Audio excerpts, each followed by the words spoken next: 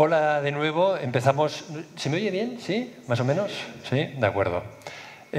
Con retraso sobre la hora oficial, ha habido yo creo que cierta confusión con los horarios, pero aquí estamos de nuevo con una charla distinta. Hemos estado hablando mucho de IA esta mañana como algo que está modificando en el entorno en el que operamos. Ahora nos alejamos ligeramente para hablar de algo distinto como es el streaming, la suscripción. Mantenemos esa mirada ajena a la industria, de todos modos, como una forma de aprender y de inspirarnos. Y entonces vamos a hablar aquí ahora, como decíamos, de suscripción, de streaming con representantes del cine y de la música. Dos industrias que han vivido una transformación mucho más intensa que la editorial, en este sentido, y de la que sin duda podemos aprender. Pero antes, unas ciertas notas de contexto, ¿no? De justificar por qué estamos hablando aquí hoy de suscripción y de streaming. Hace 2 semanas en Barcelona se celebraba el Foro Edita. Es una cita anual del sector editorial a la que acudimos todos siempre. En esta ocasión el Foro Edita cumplía 10 años y era llamativo ver cómo todavía se hablaba del ebook y de alguna manera de la revolución pendiente. Como si desde el sector editorial celebráramos que muchas de las profecías que hace casi 20 años, 18 exactamente, cuando se lanzó el Kindle, no se han cumplido, ¿no? Esta es una mirada muchas veces que lo que hace es celebrar una forma de publicar y de vender libros y que tiene mucho que ver, como decíamos esta mañana, con una visión vocacional de muchos de los que estamos aquí. Sin embargo, no deja de ser una mirada desde nuestro punto de vista inquietante, porque de alguna manera lo que hace es cuestionar un progreso que está sucediendo. Y cuando digo progreso no quiere decir a mejor, quiere decir un cambio sencillamente, ¿no? Entonces, si miramos datos, los últimos publicados en Estados Unidos por la Asociación de Editores, lo que vemos es que el 26% de la facturación de las editoriales en Estados Unidos ya procede del digital, ¿no? Esto es una tendencia más o menos firme desde hace años. En este caso tenemos ebooks y audiolibros. Y cuando estamos, por lo tanto, ante un formato y un canal que supone una cuarta parte de la facturación, desde luego no estamos hablando de algo residual. Como muy bien nos ha explicado Ana esta mañana en la charla que hacía, hablar al final de tecnología es hablar de personas, es hablar de cultura, y lo que no podemos hacer en ningún momento es ignorar de qué manera las audiencias se relacionan con nuestros contenidos. Si trasladamos la mirada a lo que es el mercado español, aquí no existen datos públicos auditados, pero desde la perspectiva de Planeta sí que podemos afirmar que entre el 20 y el 30% de las unidades de los títulos que vendemos en lo que es las publicaciones más generalistas son digitales. Hablamos de unidades porque al final detrás de las unidades hay personas. Y por tanto, si el 20-30% de las personas, digamos, de las unidades son digitales, quiere decir que nuestros consumidores también lo son. Y de nuevo eso es algo que no podemos ignorar. En términos de valor, por supuesto, ese 20-30% es un 10-15%, pero sigue siendo muy relevante. Así las cosas, si hacemos balance, ¿no?, podemos decir que ha habido un fenómeno que es el ebook, que básicamente se ha hecho fuerte a través de un precio competitivo y de una cierta disponibilidad. Es una propuesta de valor relativamente débil, podríamos decir. Al fin y al cabo, el mercado del libro no es un mercado que se base en precio. Tenemos el audiolibro. La semana pasada se cumplió el 5º aniversario del lanzamiento de Audible en España. Storytel llegó antes. Ahí sí, en el caso del audiolibro, lo que tenemos es una transformación de la propuesta de valor, porque permite a la gente relacionarse con los libros en momentos distintos a los habituales, es decir, fuera de la lectura, mientras hace otras cosas, y también permite a gente que no es habitualmente lectora acceder a los contenidos, con lo cual tenemos un cambio importante de paradigma. Y en el caso del audiolibro, además, en España, es una propuesta de valor que se articula a través de la suscripción. Y esto, de nuevo, también es muy rupturista para el sector del libro, que habitualmente o de forma masiva ha vivido siempre en modelos transaccionales, de venta unitaria. Todo eso nos lleva, al fin y al cabo, a plantearnos una pregunta que sigue siendo vigente a día de hoy, porque, digamos, existen distintos puntos de vista al respecto, y es en qué medida, ¿no?, podemos convivir en la industria editorial con modelos de suscripción. Es, por supuesto, una visión valorativa, tiene naturalmente una dimensión económica, pero tiene también una dimensión cultural, acerca de cuál es el valor de los contenidos en nuestra industria. Para hablar de ello tenemos aquí, como decíamos, a los representantes de las industrias del cine y de la música. Tenemos a Pilar Toro, de Filmin, por tanto, industria, cine y además, en este caso, plataforma. Y tenemos también a Sergio Méndez, de Warner Music, música o publisher, en este sentido mucho más cercano a lo que seríamos los editores, y también, digamos, representante de una industria que ha sufrido una gran transformación. Entonces, la primera pregunta, ¿no? Gracias Sergio, Pilar, por estar aquí hoy con nosotros. La primera pregunta que os planteamos, y es para los dos, desde la perspectiva que os da, ¿no? La digitalización, Filmin es una plataforma puramente digital, ¿dónde se ha producido el mayor cambio en el modelo de negocio, en la forma de consumir, en la relación con los autores? ¿Y en qué medida o por qué es importante ese cambio? Pues yo te diría que si me hubieras preguntado esto hace 10 años, cuando yo de hecho trabajaba en canales lineales y Netflix acababa de llegar a España, estaríamos hablando de un cambio en la forma de consumir, ¿no? Porque nosotros lo que hemos experimentado desde la parte digamos, del cine y la televisión ha sido pues lo que hemos vivido todos, ¿no? Un cambio desde una comunicación mucho más unidireccional a una comunicación muchísimo más bidireccional, ¿no? Quiero decir que antes podías programar y sin embargo ahora solo puedes como poner a disposición de las personas y las personas eligen lo que quieren consumir y cuándo y de qué manera y en qué lugar, etcétera, ¿no? Pero creo que ese debate o ese cambio de modelo ya está muy caduco y realmente creo que ahora es mucho más un cambio. Estamos viviendo en el universo de las plataformas, que ya es prácticamente el dominante, un cambio muy radical a nivel de modelo de negocio, por el hecho de que ya hemos tocado techo un poco a nivel de mercado. O sea, es difícil. Yo creo que la última frontera era un poco un público más senior, especialmente más femenino, y sin embargo creo que Netflix ahí, con un poco su cambio de tipo de contenido que generan y tal, ya ha conseguido como atrapar a ese público más mayor.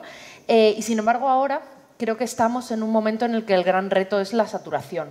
O sea, hay tanto lo que llaman contenido, nosotros llamamos cine o series, que el público ha de optar por una, ¿no? Digamos que antes era un mercado expansionista donde la gente era capaz de tener 5 plataformas a lo mejor, y llega un momento en el que cada una, como ya no puede crecer más en clientes porque el mercado está saturado, empiezan a monetizar de otras maneras, sea con el precio o subiendo precios, o sea con los anuncios, ¿no? Entonces, de repente el bolsillo del consumidor se resiente, la economía pues va y viene, está como está, entonces hay un momento en que el público tiene que elegir, ¿no? Entonces, para mí, estamos repensándonos a nosotros mismos, por lo menos desde Filmin, a que no es tanto una captación muy masiva con grandes ofertas, sino evolucionar hacia un modelo mucho más que tenga que ver con la marca, que creo que es lo que hablaremos aquí hoy,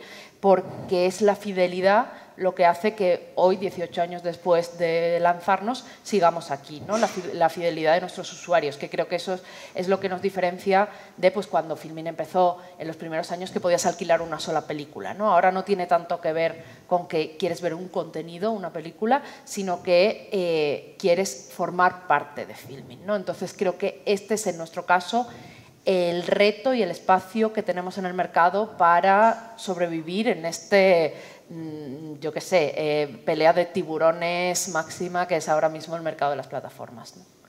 Gracias, Pilar. ¿Cuál sería la visión de Warner? Pues mira, yo creo que al final, tanto en el lado de Pilar, en el mío o en el lado de los que estáis hoy aquí, tenemos muchísimos puntos en común. En nuestro caso concreto, en la industria de la música, sufrió mucho con la piratería y el cambio de consumo digital ayudó en ese sentido.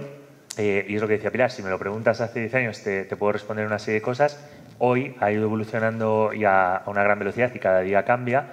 Lo que estamos viendo es que la relación, obviamente, con los creadores, con los artistas, ha ido cambiando, pero es más accesible que nunca la música, con lo cual esto tiene pros y contras. Pros: es más fácil para un artista joven, nuevo talento, poder publicar su música y grabarla casi desde su casa. Contras: se suben más canciones que nunca a las plataformas digitales. Estamos hablando de más de 100.000 canciones al día, lo que hace que destacar dentro de todo ese océano cada vez sea más complicado. Y de nuevo, y en nuestro caso lo estamos empezando a detectar mucho, cómo se asocia la cara de un artista a una canción, cuánto vive realmente esa canción. Cada vez el tiempo de duración de la música, de las canciones que se publican, es menor. Ya no hay ese concepto de tengo un álbum, 13 canciones y lo consumo desde el primero hasta el último como se hacía en un CD, ¿no? Dicho esto, el producto físico, y te estaba escuchando con los datos de vuestro sector, en nuestro caso lo mismo, el digital es mayoritario, pero sí que tenemos a un volumen y un porcentaje bastante grande también de producto físico, pero producto físico muy cuidado editorialmente en cuanto a lo que reciben, a lo que perciben y a lo que busca, y no tiene por qué ser un público adulto ni mucho menos, puede ser un público joven, de un artista joven que también puede disfrutar de un producto físico, con lo cual estamos ahí surfeando entre ambas, y en nuestro caso hay muchas plataformas que es un poco lo que comentaba Pilar. Puedes escuchar Spotify, Apple Music, Deezer, Tidal, Amazon en un modelo muy de suscripción, y siguiendo esta línea nosotros hemos ido un poco investigando también, y comentaba Raúl que hace poco ha sido el 5º aniversario de Audible. Nosotros fuimos de los primeros en tener primeros contenidos en Audible en España, que era historias de nuestros artistas narradas por ellos, o incluso los primeros documentales, pero solo en audio. No el documental, que también hay una sobresaturación de biopic, etcétera, sino en audio los artistas explicando esto. ¿Por qué? Porque al final los públicos, para mí, son vasos comunicantes, y con la manera de llegar a nuevas audiencias puede ser a través del audio, puede ser a través del vídeo, del contenido, series y cine, pero al final lo que necesitamos es momentos de consumo, y esos momentos de consumo compites con deporte, youtubers, creadores de contenido, lo que quieras. Y ahí yo creo que el cambio digital ha hecho que tanto los artistas entiendan que tienen que monetizar de otras maneras, puede ser el live, merchandising, brands, hay unas nuevas líneas que a ellos les ayuda, que es verdad que te ayuda a dar a conocer la música, el contenido en digital, pero tienes que trabajar también otras líneas. Y más o menos creo que te he contestado a la pregunta. Bueno, de hecho, creo que habéis ampliado, ¿no? Incluso bueno, pues el espectro. O sea, como nos dejes a los dos, yo creo que hoy abrimos muchos melones. Pero está bien, yo creo que incluso podemos renunciar al guión que ya hemos preparado, porque van aflorando los temas, ¿no? Pero habéis comentado algo que desde la perspectiva editorial es muy relevante, ¿no? Y que tiene que ver con un temor que tenemos. ¿Cómo conseguir la relevancia para nuestros contenidos y autores en un contexto de fragmentación de plataformas y proliferación masiva de contenidos? Y pongo un par de pinceladas. Si no recuerdo mal, y hablo de memoria, Pilar, corrígeme, en Netflix un catálogo habitual son 6.000, 7.000, 8.000 películas. Filmin, si tienes una idea de cuánto puede ser el... Creo que tenemos ahora mismo 15.000 títulos, considerando entre series y de acuerdo. películas. Filmin, que es una plataforma que se ha posicionado, ¿no?, de forma muy concreta en el espectro de las plataformas, trabajando el backlist, lo que era Netflix en su origen, ¿verdad?, hace 20 y pico años, y procurando, ¿no?, digamos, dar visibilidad a títulos que en las plataformas más comerciales no está. Pero si cogemos Netflix como paradigma del audiovisual, con 7.000 o 8.000 títulos, lo comparamos con Audible o con Storytel, que en España presume de tener más de 20.000 audiolibros, casi 1 millón en inglés en Estados Unidos. ¿Cómo se consigue entonces? En el caso de Warner, me imagino que el catálogo de canciones que tenéis en cualquiera de estas plataformas es gigante, ¿no? Gigante. Planeta, por ejemplo, tiene más de 30.000 títulos en ebook disponibles. Nuestro temor es este, es decir, si creemos que como editores lo que hemos de hacer es dar voz a nuestros autores, amplificándola, ¿no?, y haciéndola llegar a las audiencias, como en entornos de suscripción, donde al final todo está puesto casi al por mayor, ¿no?, puede ser relevante el contenido. Nosotros, la clave de la marca Filmin al final es la curación. O sea, para nosotros entendemos que la gente que está en Filmin, no porque nos conozca personalmente, sino porque genera una confianza con la marca como poder de prescripción, cree que aunque no conozca el título, le va a satisfacer, ¿no? En este caso, en el caso de Filmin, tenemos la suerte de tener un consumidor, en términos generales, más exigente, entre comillas, pero también más abierto un poco a ver más allá de lo que está de moda en este momento, ¿no? Tú mencionas que Netflix, yo trabajé allí, pero ya no sé, la verdad me pierdo un poco en cuántos títulos pueden tener. Tienen muchos títulos, pero ¿cuántos títulos tienen que les importen en este momento, ¿no? Quiero decir, pasa, por ejemplo, yo creo que el caso más paradigmático de nuestra industria es, por ejemplo, HBO, ¿no? Ellos son una marca que antes creo que tenía mucho más que ver con la calidad en términos generales. Cualquier cosa que estuviera en HBO era una cosa que merecía la pena de verse, y sin embargo creo que en los últimos años, aunque parece que vuelven a variar, pero en los últimos años han estado mucho más pegados a sus IPs fuertes. O sea, ellos han visto que en su modelo de negocio el estrenar muy fuerte una temporada de The Last of Us o de Juego de Tronos, La Casa del Dragón o lo que sea, es lo que va a hacer que la gente masivamente les preste atención. Porque en la guerra por la atención, que al final es en la que estamos todos nosotros, la atención de la gente es limitada y todos estamos peleando por ella, ellos deciden que prefieren 3, 4 caballos ganadores al año que les hagan venir a la gente y luego a lo mejor pues hacen la de partirte la temporada en 2 para que te quedes un mes más y todo eso, pero entiendo que su modelo va mucho más en picos. El nuestro no tiene tanto que ver con eso, el nuestro tiene que ver con que tú confíes en que, aunque no tengamos, a veces sí, pero aunque no tengamos necesariamente la película más de moda del momento, tenemos muchas otras cosas que te van a hacer sentir algo, te van a hacer salir de ese bucle del feed, de que estamos como un poco idiotizados por el feed, ¿no? Y sin embargo, cuando le das la oportunidad al cine, ¿no? Al cine que seleccionamos en Filmin, te va a cambiar algo por dentro, ¿no? Entonces, nuestra propuesta de valor, y cada vez más la vamos a intentar acentuar más,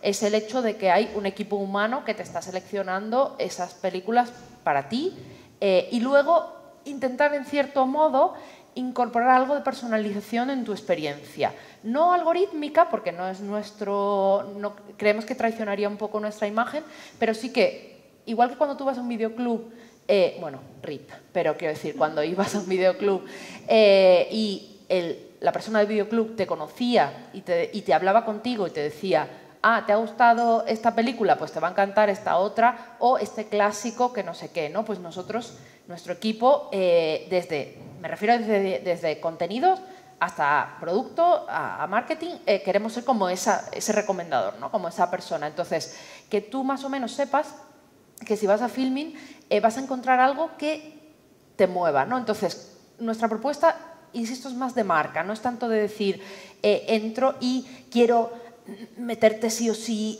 esta película que es la que ahora a mí me interesa que tú veas. Yo creo que vengas, descubras y encuentres, ¿no? Entonces, nuestra propuesta no es un poco más agnóstica en cuanto a que no tenemos tanto interés en que veas concretamente una película u otra, sino que dentro de lo que es el catálogo de Filmin, que para eso es una suscripción, tú quieres venir mínimo una vez en semana a decir: he visto una película o una serie que, pum, me ha cambiado la vida, o sea, que me ha hecho sentir cosas, que me ha dado ganas de comentar, etc. Entonces, ¿cuál es el reto? Al final, el conectar a esas audiencias con películas o series que vaya a haber un match, ¿no? Entonces, si conseguimos que la marca sea suficientemente relevante para que quieras entrar a descubrir y entres con una actitud de descubrimiento y te llevas algo valioso de esa experiencia, volverás de nuevo, ¿no? Entonces, esa es un poco nuestra manera de intentar combatir la sobreproducción. Yo creo que es una bendición como usuarios, como clientes, poder contar con una plataforma como Filmin que se toma tan en serio, ¿no? Ese trabajo de prescripción y curación, lo cual seguramente no es habitual, pero que en cualquier caso viene favorecido probablemente, si no me equivoco, por la práctica habitual de la industria del cine del windowing, ¿no? y de aplicar, digamos, una distribución muy selectiva de los catálogos, de los contenidos, en función de plataformas y otros factores, ¿no? Si nos vamos a la música, donde no existe esta práctica, igual que en los libros, si no me equivoco, Sergio, ¿cómo logra Warner dar visibilidad a su inmenso catálogo, tanto de artistas menos conocidos como de backlist o de fondo, en un entorno de plataformas que también compiten masivamente al por mayor y donde yo creo que para un usuario es muy difícil percibir una diferencia desde el punto de vista de contenidos entre Amazon Music, Spotify o Apple Music? Yo creo que Pilar ha dado también varias claves que nos aplican totalmente y que son muy aplicables a la parte editorial.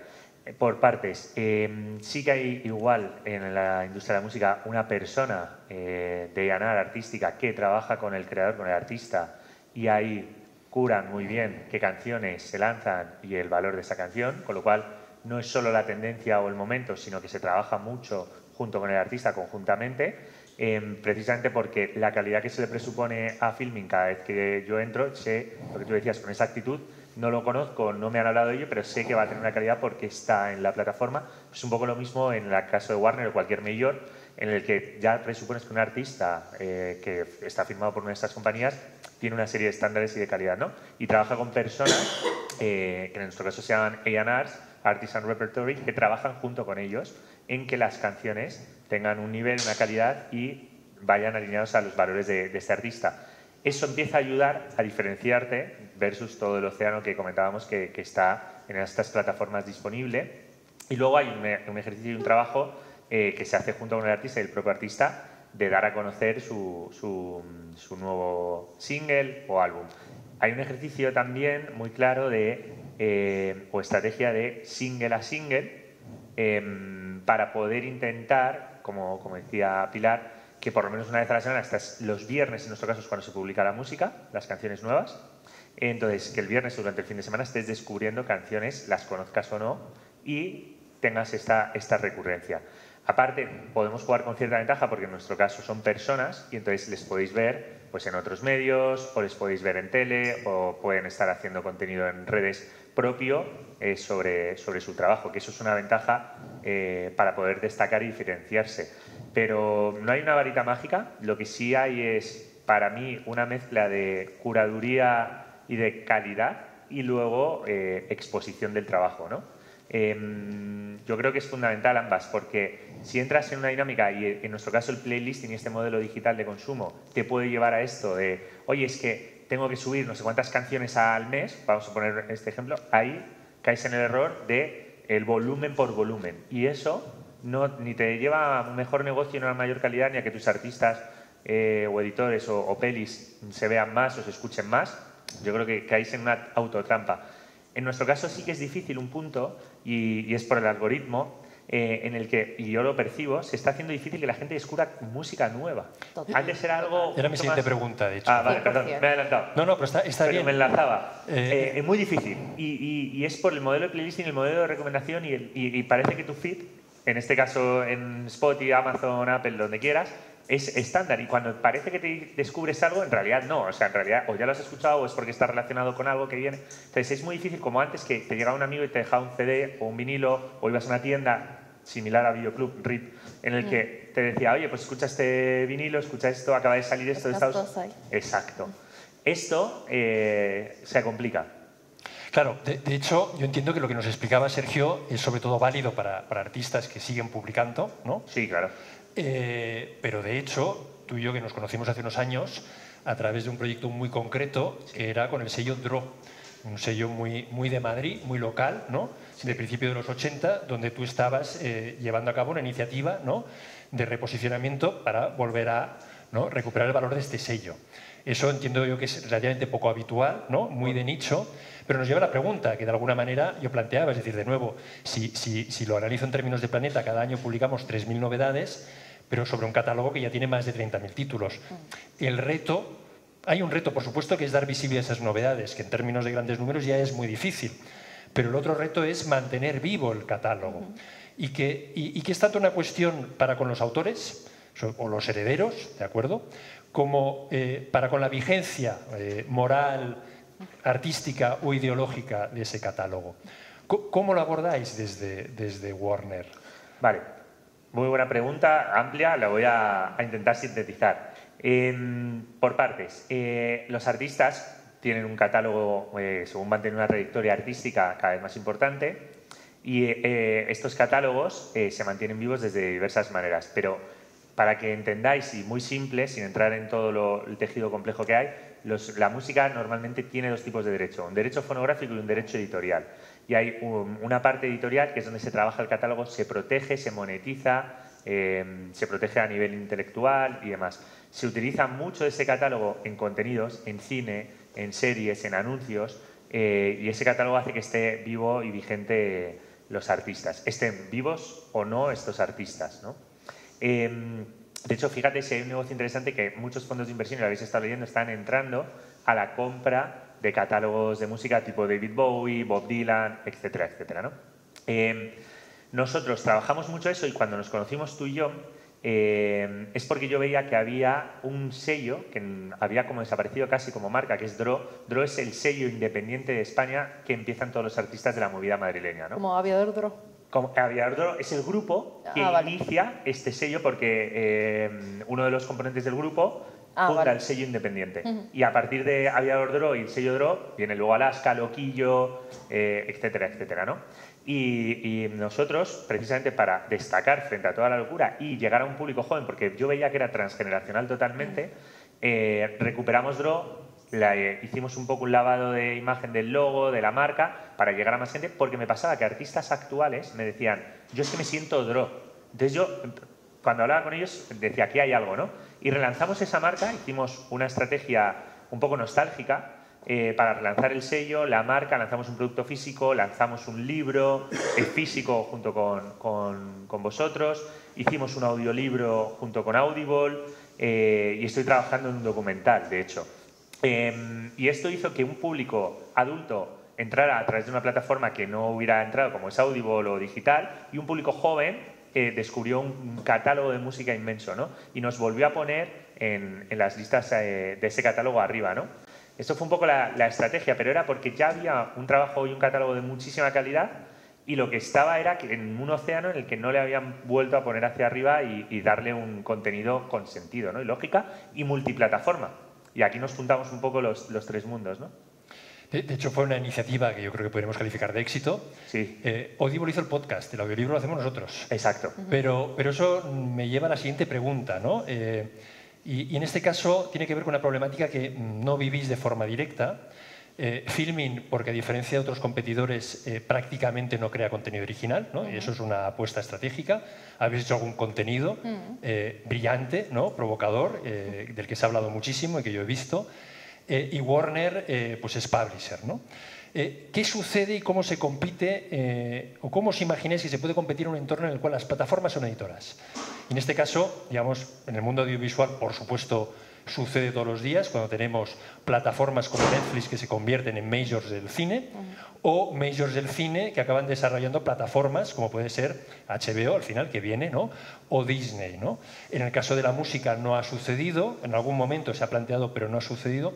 ¿Cómo os imagináis al final que puede competir un editor cuando tiene ese catálogo tan grande, cuando desea dar relevancia a todo ese backlist, ¿no? Del cual considera que tiene muchísimo valor y acaba en manos al final de una plataforma a quien le entrega todo su catálogo, pero dicha plataforma, puesto que también es editora, acaba otorgando el espacio de visibilidad a sus propios títulos? Bueno, yo creo que al final la duda es cuál es tu sello, ¿no? O sea, si el sello es la marca superior o hay que crear como subsellos, ¿no? En vuestro caso, por ejemplo, la marca Warner pues significa muchas cosas, de las cuales la música no es la principal, ¿no? O sea, la gente asocia a Warner al cine o a un parque temático que hay en Madrid, por ejemplo, ¿no? O sea, pero que es una marca, en el caso de Warner, que siento que no, como Universal, como las grandes majors, que no tienen un sello en concreto que tú digas, uy, Barbie, qué película tan de Warner, podría haber adivinado que Warner iba a hacer esta película, ¿no? Son contenedores, en cierto modo, que no tienen como tanto una entidad propia, ¿no? Aunque seguro que internamente que es una película de Warner, ellos lo tienen claro. Si quieres puedes hablar del mundo editorial, ¿no? Claro, sí, o sea, lo digo por quitar la presión sobre Warner. No, para nada. Pero es que el sector editorial se compone de muchos por eso sellos es el mundo que conozco, o sea, que conozco más de cerca, ¿no? Pero entonces creo que la cuestión es tu marca, tu sello, ¿qué representa? ¿Qué significa? ¿No? O sea, porque si tu sello es tan poderoso, a lo mejor supone que hay que crear un mini contenedor dentro de aquella plataforma a la que vas de destino. O a lo mejor no, porque a lo mejor simplemente los títulos viven mejor dentro de las colecciones de otras cosas, ¿no? Pues un título de Warner puede estar en una colección de Filmin de las mejores películas de la historia y otro puede estar en para pasar el rato, ¿no? O sea, como que hay marcas para las cuales ese sello grande es mejor y para otras para las que los sellos pequeños son mejores, ¿no? Por ejemplo, en el caso de Disney, a ellos se les presenta esa duda cuando ellos adquieren no tanto Pixar y Marvel, que son marcas que viven bien bajo el paraguas de Disney, pero sí cuando compran 20th Century Fox, donde hay películas que tú de repente te encuentras Poor Things, pobres criaturas, en Disney y no puedes... No es un sello que tiene unos valores muy concretos que no te admite otro tal, ¿no? Entonces ellos, pues ahora por ejemplo, creo que hoy lanzaban la marca Hulu en España para sustituir a Star para tener otro tipo de contenidos, ¿no? Y National Geographic también lo tienen dentro de su sello. Entonces creo que la evaluación que hay que hacer es cuánto es la identidad específica del sello global y cuánto merece la pena decir, no, es que voy a tener un sello para Young Adult, voy a tener un sello para, yo qué sé, clásicos, para públicos más senior y tal, y entonces, ¿va mi marca a significar algo más? Si adhiero ese significado a un paraguas o a los mini paragüitas que puedo poner debajo, ¿no? Entonces, o sea, como no conozco exactamente, o sea, como estamos hablando muy en genérico, no puedo concretizar mucho más, pero creo que esa es un poco la reflexión, o sea, dentro del mundo de la hipersaturación, lo difícil no es que una persona vea una película, lo difícil es que a una persona le importe una marca. Entonces, ¿dónde quieres poner, en qué cesta quieres poner esos huevos? Creo que es la gran decisión. O sea, es en el caso de ellos, por ejemplo, o en el caso de la industria editorial, es sobre un autor. O sea, queremos que todos los libros que salgan de Alana Portero lo peten, sí, obviamente, pero queremos que haya un sello superior que, yo qué sé, que queremos ser la editorial que representa lo LGTBI. Entonces, cuando entramos en una plataforma mayor de consumo, ostras, es que nosotros... Ojo, no nos pueden diluir dentro de todo, porque este sello, pues como pasa en el cine ahora con, por ejemplo, A24 o Movie, ¿no? Sobre todo A24, que están creando un sello que es como lo de HBO, en plan, uy, si es de A24, será buena. Dentro de Filming, que hay una colección de A24, y sin embargo, a lo mejor no hay una colección, Warner sí la hay, pero me refiero, como que si tú le das esa pátina de significado a tu catálogo o a conjuntos de títulos en tu catálogo, creo que es lo que te hará como más fuerte al final. Me encanta lo que ha dicho Pilar, porque es un debate y una estrategia hipersimilar y me lo llevo a la música, no tanto a pictures o a tele. Y has dado la clave. Nosotros no hacemos tanta presión sobre la marca Warner Music, sino que la presión y el foco está en los artistas, pero para no solo ponerlas en ellos, lo que tenemos son labels, sello en español, donde tienen una identidad, y hemos trabajado mucho, y vuelvo al modelo de Draw, pero ahora os cuento más cosas, donde se trabaja que tengan una credibilidad, una identidad, y que lo que está dentro de esta caja, label, sello, de verdad tenga esa credibilidad, y hasta el equipo de personas corresponde a unas características concretas en cada label, a las personas que trabajan con esos artistas. Casos muy concretos. Warner tiene Atlantic Records. Atlantic Records es Aretha Franklin, es Ed Sheeran. ¿Qué pasa? Que se convierte aspiracional. Hay artistas locales en todos los territorios, no solo en España, que quieren ser Atlantic, porque su tipo de música se asemeja a o quieren llegar a esto. Y la presión está ahí en Atlantic Records y tú ya identificas muy bien, esto sí que es muy Atlantic Records. No, esto es muy Warner. Esto es muy Atlantic. Incluso las referencias dentro de ese sello, esto es muy Ed Sheeran, o esto es muy... Love of Lesbian o lo que sea, ¿no? Como estos, hay varios sellos, tanto locales como internacionales. Draw fue un ejemplo y lo volvimos a poner en liza, y a día de hoy hay artistas jóvenes que firman por Draw porque quieren estar donde han estado todos estos artistas o quieren trabajar este tipo de género, y ahí de repente el consumidor sí que enfoca y sabe, oye, pues esto que es Atlantic, esto que es Draw, que tiene 40 años el sello, o Atlantic 50 o 75, o va a hacer en pro dentro de nada otro de nuestros sellos, es lo que hace que al estar en esa caja tenga forma, identidad y sea reconocido. Y de verdad, en todo ese océano y lo que estamos hablando, en todo el volumen de contenido que hay, sí que pongas la atención ahí, porque puedes descubrir o puedes presuponer que lo que va a haber tiene una calidad, un contenido, y ahí yo creo que también vosotros tenéis distintos sellos. Y yo creo que, por ejemplo, cuando nosotros lanzamos el libro físico, me dijiste, oye, yo creo que tiene que ir bajo este lado de sello, ¿no? de publicación.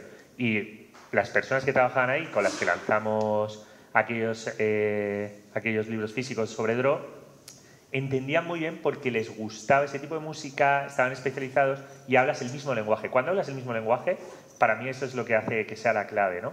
Y ahí hay que quitarse un poco de ego de compañía multinacional gigante en el que, mira, Warner aquí no es lo importante. Aquí lo importante son los artistas, aquí lo importante es el contenido, la calidad de las canciones en nuestro caso, y tu música es pop, rock, urbano, me da igual lo que hagas. Tienes un hueco aquí y esta es tu zona de trabajo y en la que vas a destacar, porque si no te vas a perder. Eso es un poco como lo veo. Y va muy en la línea de lo que comentaba Pilar. Lo que decís resuena en mí. De hecho, eso esperamos. Mencionas Atlantic y pienso en Stax, que es de donde pescaban los autores Atlantic para publicar el LP, ¿no? Porque Stax en Memphis no tenía la capacidad de distribución. Pero me pregunto si no estamos cometiendo o incurriendo en el síndrome del director de marketing que mencionaba esta mañana Rafa Tamames, definiendo o visualizando el mundo según lo vivimos. Me explico, ¿no? Es decir, naturalmente Draw o Atlantic o Impulse o cualquier sello, ¿no?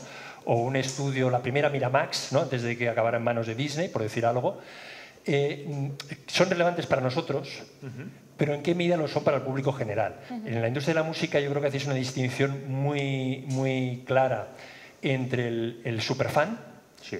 Y esto naturalmente explica fenómenos como todo el revival del vinilo, ¿no?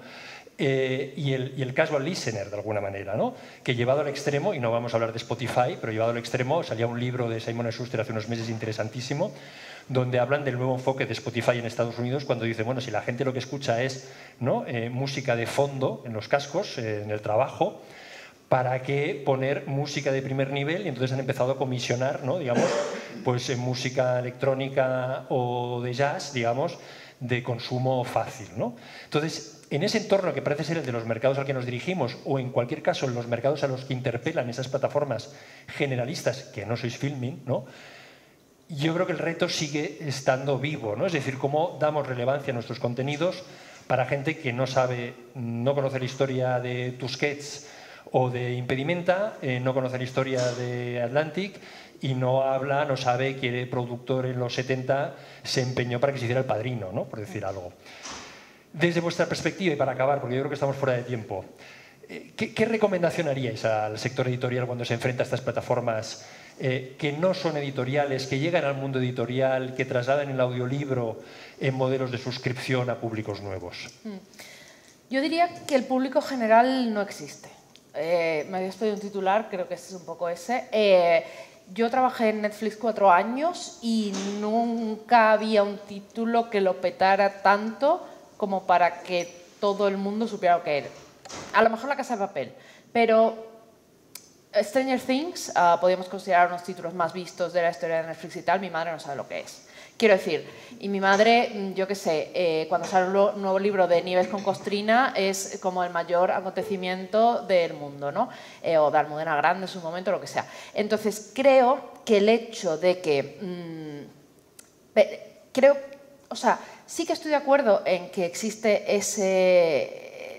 esa forma de que nosotros vemos el mundo de una manera, pero sí que también creo que en el mundo de la hiperfragmentación la gente genera identidades a través de sus consumos y sobre todo a través de la compartición de esos consumos, ¿no? Ahora, ¿por qué el cine está perdiendo frente a los conciertos, por ejemplo? Porque no lo puedes compartir en parte, ¿no? En el concierto te fastidia mucho que uno esté grabando con el móvil, pero al final esa persona quiere tener ese recuerdo y compartirlo con los demás y decir, mira qué guay es mi vida porque estoy aquí. Sin embargo, en el cine, aunque hay algunos que también salgan el móvil, es muy fastidioso, es una experiencia mucho menos compartible en ese caso. Sin embargo, si hay coloquio, la gente va porque lo puedes compartir. No es que lo pienses en esa lógica, pero en el fondo nos movemos mucho de esa manera. Entonces, yo cuando era adolescente existía el mundo como de los frikis, y que era como, qué friki que ve, yo que sé, manga, ¿no? Lo que consume manga o ve animes o lo que sea.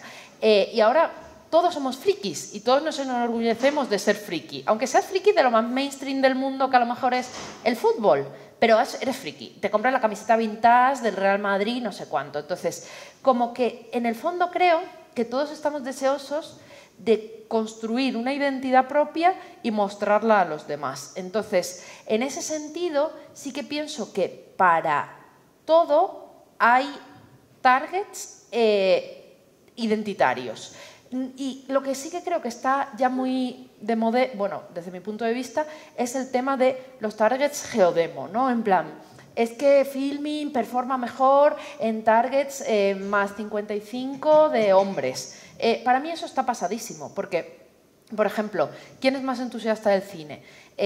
La persona jubilada que puede ver 50 películas al mes y que se pule todo el catálogo de novedades o todas las series o lo que tenemos, o la persona de 22 años que estudia comunicación visual que se quiere descubrir el mundo de los clásicos y introducirse en el cine, ¿no? O sea, ¿quién es más de Filmin?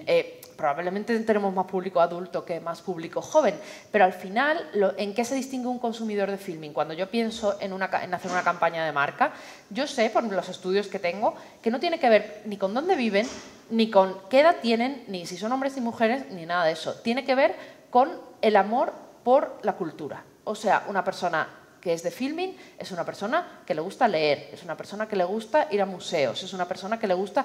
¿Es esa persona yo? Bueno, pues en parte sí, pero menos mal. Quiero decir, si tuviera una persona vendedora de tornillos vendiendo Filmin, pues a lo mejor tampoco entendería la esencia de la marca, ¿no? Entonces, para mí, aunque sea un poco antimarketingiano, pensar en una persona que dentro de todo el barullo de la vida y de todos los impactos que tenemos va a preferir esta noche ver una película en Filmin que estar en TikTok, por ejemplo, yo tengo que entender a la persona. O sea, yo tengo que saber quién es, a quién le influye, a quién sigue, a dónde va, qué hace con, no sé, a qué dedica el tiempo libre, para poder decirle a esa persona, hola, existimos y tenemos muchas cosas para ti que a lo mejor en toda la maraña de plataformas que tienes o de opciones de ocio que tienes, no hay nada que sea como nosotros, ¿no? Entonces, yo sí que creo en encontrar ese consumidor, porque donde hay uno, creo que hay muchos más. Lo que pasa es que sí que creo que la monocultura ha muerto y que si intentamos encontrar una sola solución para todos los consumidores, es que ni Santiago Segura al final. O sea, nadie llega a todos los públicos. No puedo estar más de acuerdo contigo. La verdad es que te escucho. Nos hemos conocido en persona hoy, pero habíamos hablado digitalmente, pero es que no puedo estar más de acuerdo con lo que dice Pilar. Ya no existe un espacio de una audiencia de 5 millones de personas. Existen muchos espacios de miles de personas o de cientos de personas concretas, con gustos y que conectan y empatizan con algo concreto y les llega. Igual les llega por que les ha marcado en su infancia o que su hermano se lo enseñó. Es que hay millones de vías de conectar y eso es donde tenemos que trabajar nosotros. Respecto a lo que tú preguntabas, voy un paso atrás.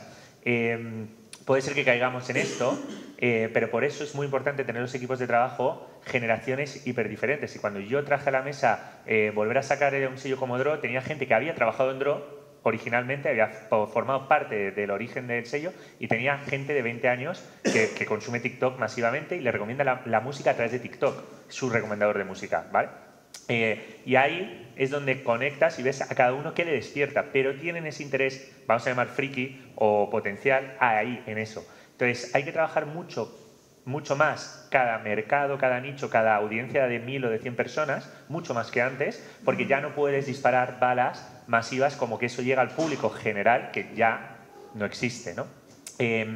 Y lo de los conciertos que comentaba Pilar es así porque es un punto experiencial. Y en nuestro caso es verdad que es o una experiencia añadida sobre la primera escucha o varias escuchas del single o del álbum y que acabas yendo al concierto, o al revés, acabas yendo a un concierto por vivir un momento experiencial diferente y que lo compartes y post pandemia esto se ha vuelto loco, y acabas siendo mega fan o super fan, que es un concepto muy americano que a mí me gusta, pero no estoy del todo súper contento con ello, porque para mí el que es fan, y esto la música siempre ha existido, de un artista es un fan normalmente fiel. ¿Qué pasa con ese artista? Que con todo esto que estamos comentando, el volumen de canciones y de opciones, para llegar a nuevos públicos y que no seas un artista ya establecido, tienes que trabajar en otras áreas que no son solo tu superfan.